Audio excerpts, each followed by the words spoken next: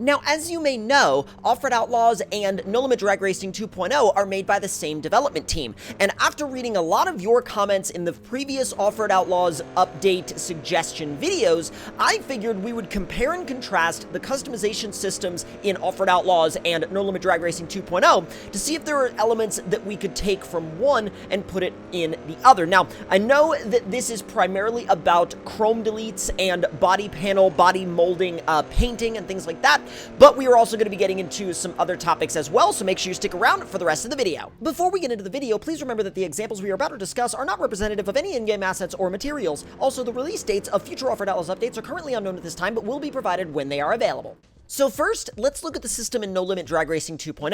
Now you can see here we've got the body paint that we can use like normal, but we can also go into where this chrome bumper sits and we can actually adjust the color of the chrome bumper itself. Now, obviously in terms of customization, you could take that off if you wanted, but even this chrome molding around the windows can be darkened if you choose. Now, you can use this to do chrome deletes, you can use this to make the color of the car interface better with the rest of the body panels, you can even paint the engine block, the heads, basically whatever you want to paint here on the engine, aside from like a couple of little details, obviously. But I really love how if you want to, you could literally match certain parts of the engine to the body of the car in terms of paint color, and Offroad Outlaws does not have that deep of a paint customization system, but it would be really cool to see it lifted out of this game and dropped into that game.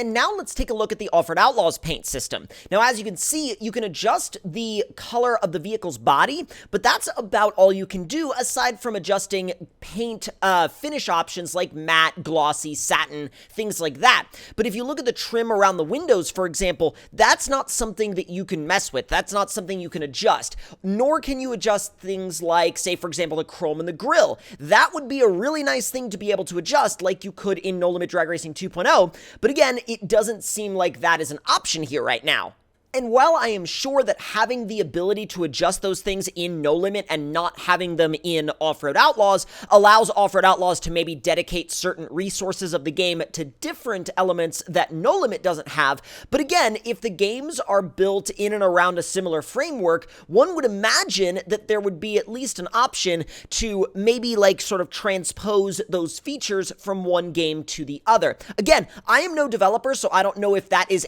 maybe it might be a gargantuan task. I have no idea. However, I do think it would be a really cool set of features to see, and it would also really help deepen the customization a lot. Because say, for example, if you look at this Dodge here, there's a lot of sort of, I don't even know if you would call it body cladding, but more just like the little fender extensions that are sort of that like black plastic color, and those would be really nice to be able to adjust the color on, say if you wanted to match them to the color of the rest of the truck, or if you wanted to maybe just, you know, like have them a different color entirely. Again, it all goes back to giving players more customization choice. And before I get on to some of the other topics, I did want to address something that I found really, really funny, because I do read through the comments on these update suggestion videos, and one thing that I saw recently was a comment that essentially said, the developers aren't listening to any of this. Why even bother making videos about what we want in the future updates?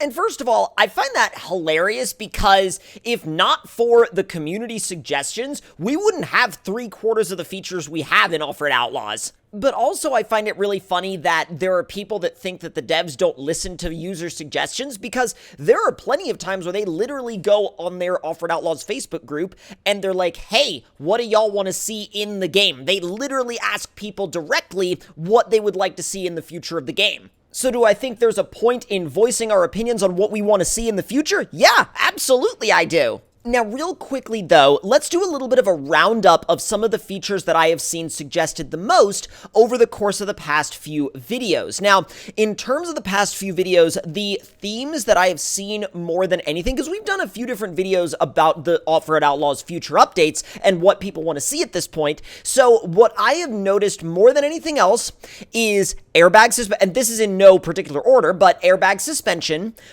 more deep dish wheels. I've also seen people requesting the ability to do more things without leaving a map. So essentially have more control over how their vehicle looks or what options they might be using without going back to the yard. That is one that I've seen requested a lot, although I could see there being a considerable amount of complexity with adding something like that. And I don't know if that one is going to be something we'll see in the future, but only time will tell. Another set of suggestions that I've seen popping up a lot revolve around people wanting a deeper vinyl editor and a deeper map editor. And when I say deeper, I mean deeper in terms of the span of options that you can use. Now, I'm not sure if they would do either of these in any of the near updates because I feel like the vinyl editor and the map editor are used by a very specific group of players. Now, granted, they are very important, but I think that if you're talking about updates that a ton of people on a grand scale are going to use,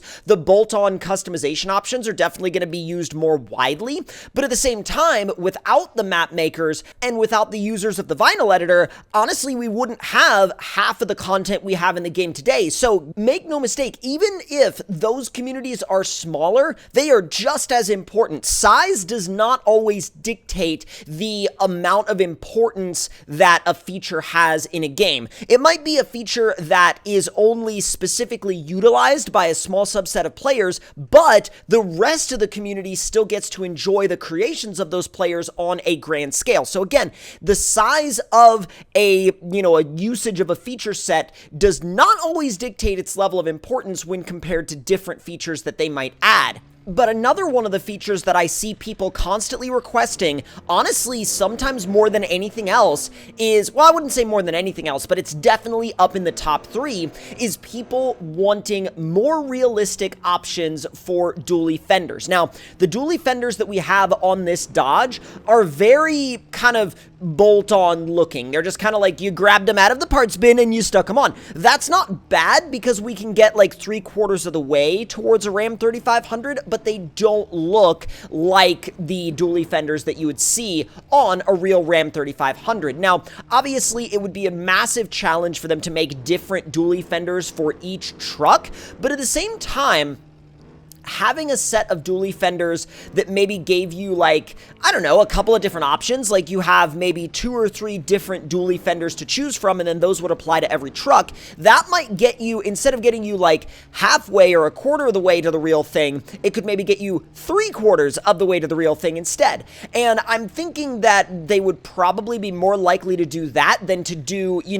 exact different dually fender options for each truck, because I know some people want that, and don't get me wrong, I would love to have something like that as well, but I think it would be very,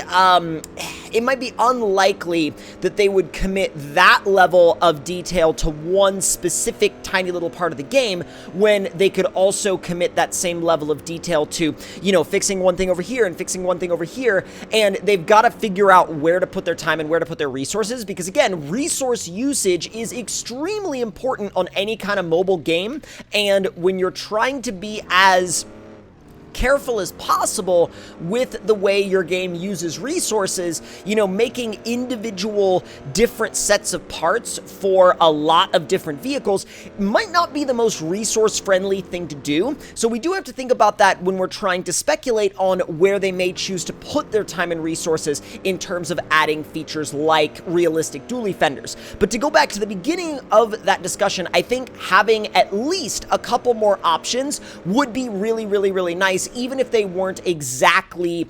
in line with the real ones, they could at least be a little tiny bit closer. And now that we've got a pretty good range of data in terms of suggestions, because we've made a decent series of these videos at this point, and I've gotten to look through the comments of all of them, a lot of the vehicle suggestions that I keep seeing repeated over and over again, I think a lot of it falls in the realm of mid-2000s Ford Super Duties, a lot of people requesting those, and one that I see requested a massive amount is the Jeep Gladiator. I see the Jeep Gladiator requested over and over and over and over again by different people. Well, by both different people and the same people that do request it on every single video. So I think the Jeep Gladiator, you want to talk about a vehicle that has support from the community? the Jeep Gladiator is definitely one of them. And if they did add a Gladiator to the game, I think they would not only make a ton of people happy, but I think it would bring the game into a little bit of a new realm where they would have a vehicle that is so new that